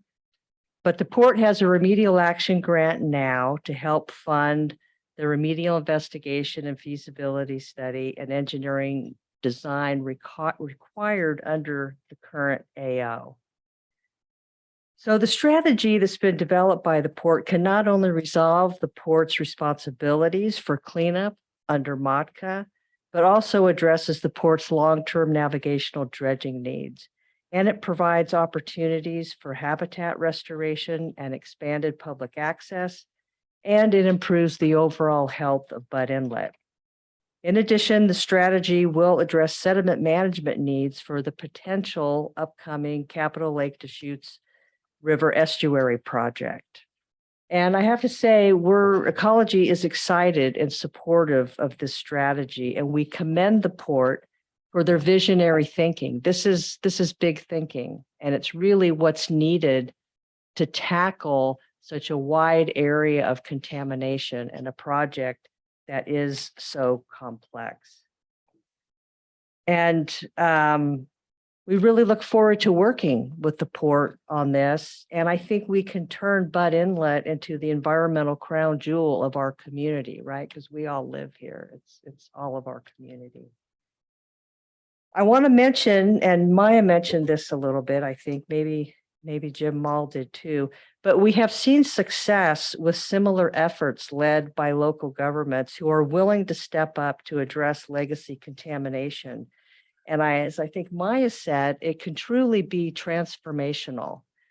And that is not to be underestimated. And one of the examples that comes to mind is the work that's been done up in Bellingham Bay. I'm sure you guys have looked at that, but that's been going on for many, many years now. And that has been truly transformational. So in closing, Ecology supports this, and we look forward to being a partner with you on this and meeting the regulatory requirements of our state cleanup law. So thank you. Thank you.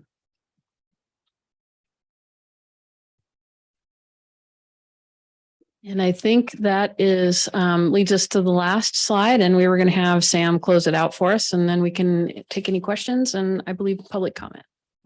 Thank you, Lisa.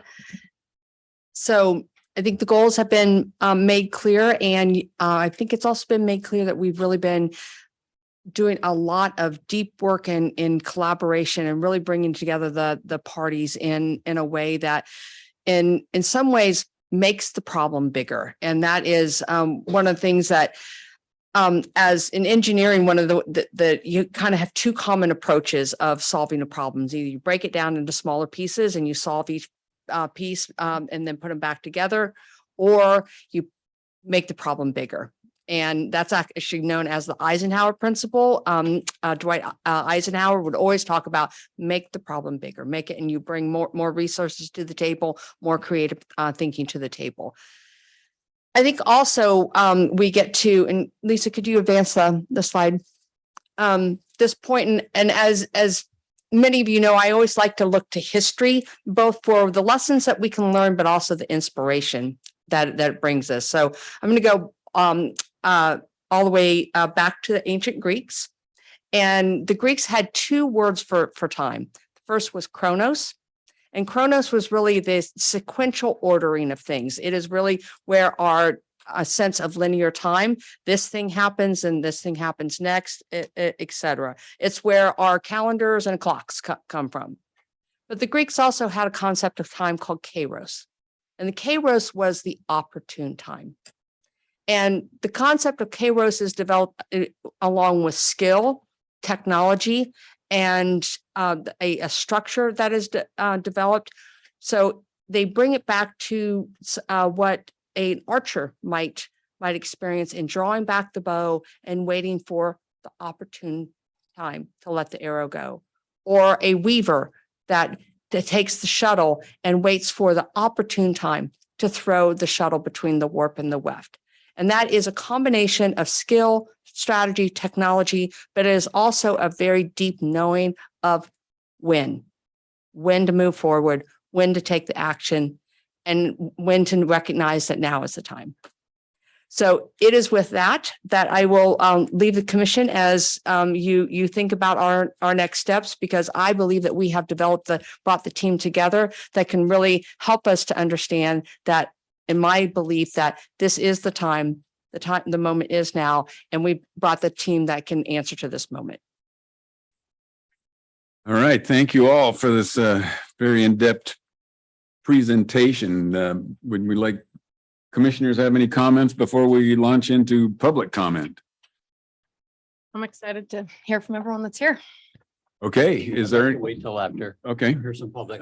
anyone in our audience here that would like to make public comment? Yes, sir.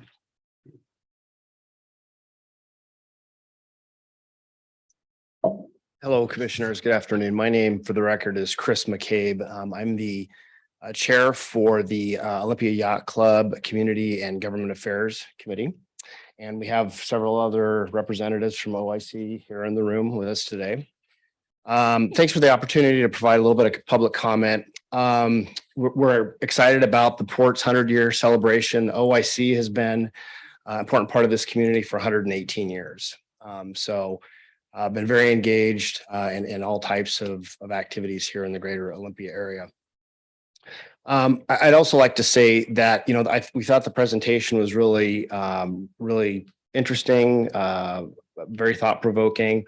We've been working a lot with the state, with Department of Enterprise Services on this issue. And, at a very high level, OIC very much supports the intent and the goals of what the state is trying to do right now, which is to restore ecological functions and values to Capitol Lake. We share the goals of the state. We share the goals of the Squaxin tribe. We share the goals of the port and all of the other stakeholders and community members that value this area. That said, we're very concerned about some of the stuff that we're seeing being proposed by the state right now. We think that based on the draft environmental impact statement, there are pretty gross underestimations of the amount of sediment that could come out of the lake should the dam be removed, and the corresponding costs to do dredging and other types of cleanups. And so as to not confuse you, I'm not here to talk about the agreed order or MOTCA. We're really focusing primarily on what looks like will be the estuary alternative that the state proceeds with. So we're just trying to figure out how to exist, to be here for another 118 years, to ensure recreational boating and maritime in this area as part of the legacy, to make sure that we have a vibrant downtown and working waterfront. So we're very interested in the proposal that was laid out today, and we're encouraged by it. And we would like to work with the port should this project go forward. And I think that's about it. I'd be happy to answer any questions if you have any. Okay. Thank you. All right. Well, thank you. Anyone else in the audience? Yes,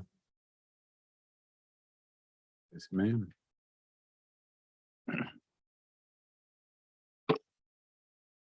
I always get nervous. Hi, my name is Myra Downing. I am also part of the yacht club, but I decided to say something also as a citizen of Thurston County. I want to first thank you for inviting the yacht club to come to this meeting. And I want to thank the people who put the presentation together. I've gone to many presentations on the lake and they've been really boring. And so, no, seriously, and it was really interesting. And I have a short attention span. So thank you for that. And the other thing I want to thank you for is the slide that was so honest about the yacht club and the marinas. It's the first time I've seen a slide that said clearly the issue about the sediment management. I am a member of the yacht club, and what people don't realize is that each month we give an assessment. Each member gives extra money. So we have a savings account so that we can dredge. So we don't take this lightly. When we joined the club, that we took that in consideration. The other thing I want to say is that I'm also a sailboater and I really enjoy clear water. I call this E. coli sound because it's so bad. And so I really am looking forward to cleanup. The other part of that, though, is that when I see economic opportunities and I hear the thing about public access, when I looked at the slides, what they talked about were small boats. That's very different than a bigger boat. I've got a sailboat, so I'm not using a lot of fuel for the people concerned about that.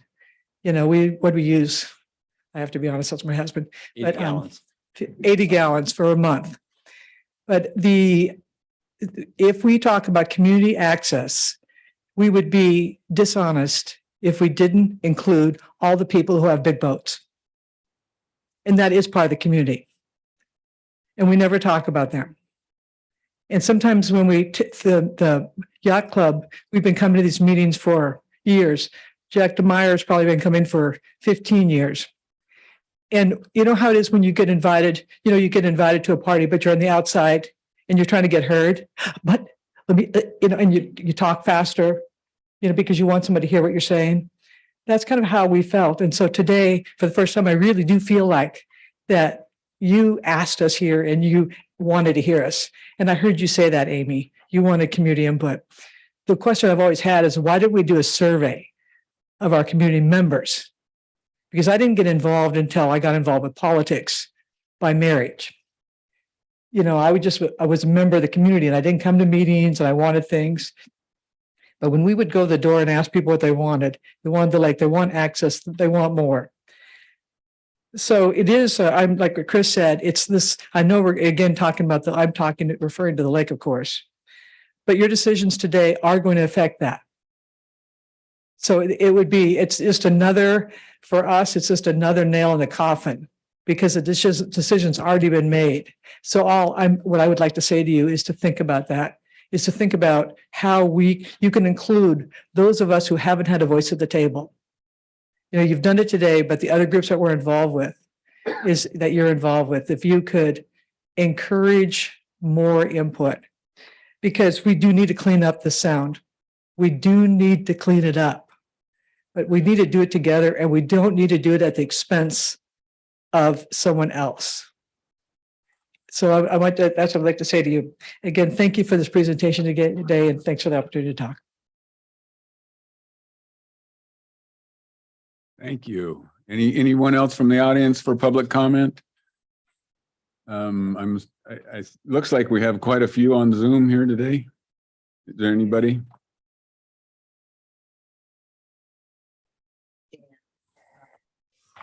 Jan, you have the floor. Hi there. Hey, this is Jan Lindsay. I found this presentation today to be really enlightening, very interesting. Thanks for all that. In reference to the last speaker, I'd kind of like to represent the 99.9% or more of us that are not boat owners and who have watched the port put in $2 million fuel docks and things that actually, I believe, have lost money. But Many of us don't feel represented at all out here, and it has nothing to do with being a boat owner. So, but my point I'd like to make would be about my concern with the marine terminal's existence at all as a shipping operation, because we already lose $2 to $5 million per year on the marine terminal in the way that it currently operates, where we are an unviable port as a marine terminal. And when we start talking about the kind of financial load we're going to be looking at in the future relative to this cleanup effort, it starts to really concern and scare many of us out here that have been trying to get the port to be financially responsible for many, many years. You know, from their accounting practices to the way that they continue to operate an entity that just loses money, just hemorrhages money every year. So again, when we start thinking about dredging and the needs for, you know, the dredging being related to the navigational terminal, when we start talking about the Army Corps of Engineers who won't touch the, you know, the dredging until the level of toxicity is cleaned up, when we start talking about the likely dam removal, which will then, you know, potentially, since we don't know, potentially deposit even more toxic sediments into this bay that's already so toxic that it's really a Superfund site, but we don't want to call it that. Then I think we need to start talking really seriously about this entity called the Marine Terminal and whether it's viable in our community, which would like access to its waterfront. We'd like to see it look much more like something like Vancouver and what they've done with theirs, and that we could have recreation opportunities and we could have a really vital waterfront that's not a sewer of a log yard. That is what it is now. And we're looking in the next couple of months to renewing that Weyerhaeuser lease to allow this to go on for the next 8 to 10 to 12 years. I forget how long that lease is. So I really think that this commission, this port, and our community needs to start talking about the marine terminal's viability and the fact that this hasn't been viable for a very long time now. We have very highly placed, people in our community who've been fighting for this for a very long time and who've been trying to make this message clear. And now with this cleanup effort that we're talking about engaging in the future, we're talking about a massive amount of money that's going to be called upon by our tax dollars, by the port, to fund this. And I think we need to start looking at how much our marine terminal is costing us. Thanks. Thank you, Ms. Lindsay. Anyone else on the Zoom would like to make a comment? No? Okay. So we'll go with the commission. No, it's okay. Let's Commissioner Evans Harding. No, I was just connecting you. Joe, or Commissioner Downing, you want to go first? Sure. Thank you. Well, first of all, thank you everyone for coming today. It's great to have you here and to have this dialogue over Butt Inlet. So like my wife pointed out, when you're out on the water and you get up close and personal with the waters of Puget Sound, not just Butt Inlet, but Eld Inlet, Henderson Inlet, Carr Inlet, we realize that Butt Inlet is in a class by itself, meaning it's pretty dirty. And, I like to put it in everyday terms. I mean, I'd like to see more starfish and less jellyfish, and I hope that that's down the road, that's the result. Believe it or not, we have seen, giant numbers of starfish, but that was like 15 years ago. So you have to go north.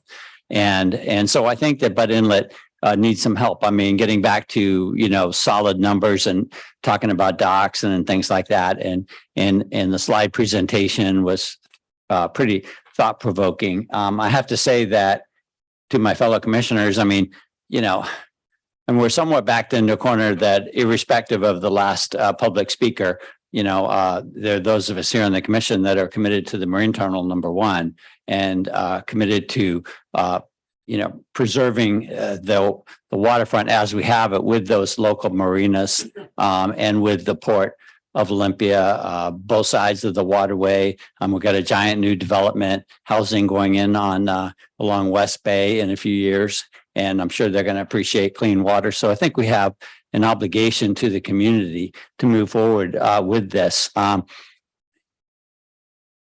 think the commission perhaps can get behind the first couple of steps. When it comes down to actually doing the work, that's a big number. And so the port, of course, will have to do a lot of, self-study in terms of, how do we fund such a thing? And thank you, Maya, for your eloquent speech about, talking about funding sources. I think that's obviously really important. And also identifying the other PLPs, liable parties. It's collaboration is really important, and especially in Bud Inlet because we have so many entities along the waterfront. So, I was enthused by this, encouraged by this, and I appreciate the depth of the presentation and really what we're up against. It's a big challenge. It is a big challenge. And I like the way Sam mentioned Eisenhower because, I always think Eisenhower because, he brought that had to be big thinking to bring the interstate highway system to America. It changed the way we live, for a century. So this is similarly big thinking for our community. Thank you, Commissioner Downing. Commissioner Evans Harding. When I started on my campaign, it was my opinion that the estuary and a working waterfront where people work and play were not mutually exclusive. And I still believe that. I think for the port to be a sustainable partner, it really comes down to having a plan for how we're going to pay for this in a responsible way. I think this is a great opportunity to partner with Squaxin Tribe, with all of our partners, the Yacht Club. We can all create goals that meet the needs of our community as a whole, but we can't do it if we don't have a plan for how to pay for it. So some of the things that are coming before us as far as budget amendments are significant. And when I look at the timelines that Lisa put out, finishing up in 2030, and then it's 2033 would be the earliest that the dam was removed. I wonder if we would be better positioned to understand the implications of these types of large numbers from a budget perspective after we go through our budget process this year, rather than amending the budget that was created by a completely different commission, making that type of large change without an understanding of, one of our strategic priorities that we're just creating is analyzing the performance of our business lines. We haven't fully executed on that strategic priority. We haven't gone through a budget cycle. We don't know what our maintenance obligations are on our existing assets and our roads. So I'm fully in support of this project, and I think it is exciting. But to use Sam's word, the Kairos, the opportune time, I think is after we ascertain our budget obligations for next year. So it's not a long time away. I think it's probably 2023. But I don't know how we can obligate ourselves to this level of funds without a more robust discussion. And I don't know that a budget amendment is prudent without a better understanding of what our obligations are. So I'm fully on board. I think we can make this happen. I just want to know what the port, if we're going to be pulling this money out of our cash reserves, which is what is being presented, I believe, how are we going to continue to pull money out of our cash reserves? What is the sustainability plan for that? And I know that Maya is going to get us lots of money. And so there's going to be lots of opportunity there, but I think we need to be thoughtful about it so that it can be sustainable. Because we will all fail if we embark upon this process. And then we did a lot of thoughtful planning and it was in vain because we didn't have a mechanism to pay for it. So we just need to get all those pieces in place and then I'm ready to go. All right, thank you. Thank you both for your comments and thank all of the public for their comments. One more from Commissioner Downing. Well, let me respond to that, Commissioner Evans Harding. Because this is the work session. So even though we're sitting up here, usually we're around the table and it's a little bit more informal. So we're trying to keep it informal. But I think that DOF needs to be able to move forward to be able to utilize the ecology match before middle of next year. So I think that's the time sensitive nature of what we're trying to do. it is a lot of money. It is a lot of money, but, and that's just for the phase 1A. And so that's why I think that, it's somewhat time sensitive, because until we give the go ahead, they can't jump in and put 6 months worth of work together. So we get to that target, which is, I think I just want to point out we're bound somewhat by Ecology's, grant deadline. I totally, may I respond to that, Chair? I totally respect that. I do think that the scope of our agreed order and the remediation grant is different than this $100 million project we're embarking on. And if we're going to spend the and then another $4 million on planning to embark on $100 million project, that is different than complying with our current agreed order, which I have asked the question of whether there could be additional time, and it sounds like that's quite customary.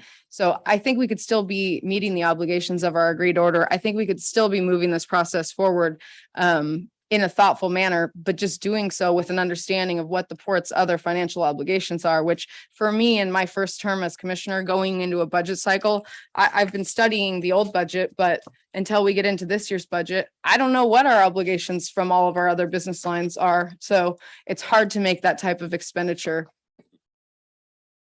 I want to be sympathetic to that because I once was a brand new commissioner, and, I can speak to the fact that honestly, I won't name names, but there's a couple of votes that I wish I could take back. Sure. Back in those early days. So I think that, believe it or not, being a port commissioner is fairly complex, and it takes a while to get up to speed, and I appreciate your caution.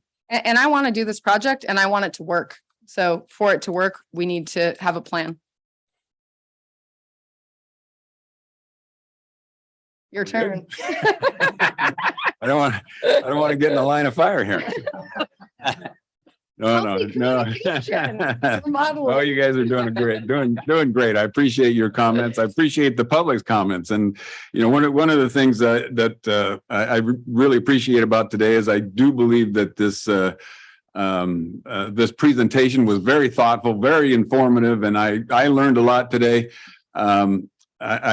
I look at the team that is put together to move this thing forward, and I'm really impressed by the amount of participation and the amount of support. So I do appreciate that. We, as two of us are new commissioners here this year, and we are up here, the three of us, we're up here playing with the cards that have been dealt to us over the last 100 years. And so there's a lot of elements to this Port of Olympia that we have to contend with, and we have to make thoughtful and objective decisions as a commission, and that includes hearing from everybody and understanding what the plan is going to be, how it's going to get paid for. I really think we have a great team that's looks like we have a great team that is going to be able to answer all those questions for us. And certainly we don't want to spend money that we don't have, of course, but we will get through all that. So that's really about all I had to say, was just that I do appreciate the in-depth presentation today. And Rob mentioned he tends to bore people at parties. I was enthralled. I was engaged the whole time. I can't believe it's already 4:30. So yeah, thank you all. Thank you all for that. PowerPoint to the party. Yeah.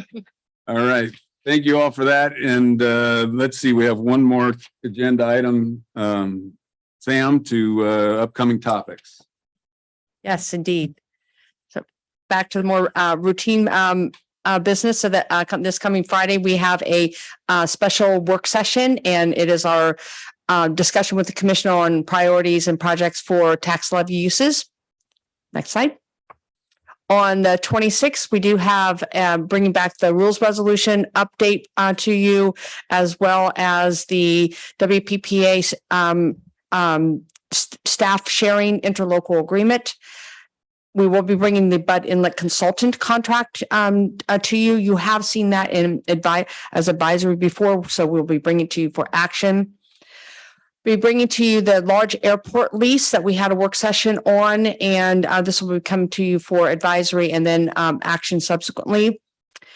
We're planning on having the apprenticeship utilization policy revision brought to you, and as well as the support for the ballot proposition for the increase of the Port Commission from 3 to 5. On the 3rd, then we'll be taking public comment at this special work session, and we'll be taking that first. It'll be our first walkthrough on the preliminary budget, and also a review of the state auditor's office financial measures, as well as our current port financial measures. And then looking for an agreement on the preferred alternative on the redistricting effort. Question, can you back up one Yep. side?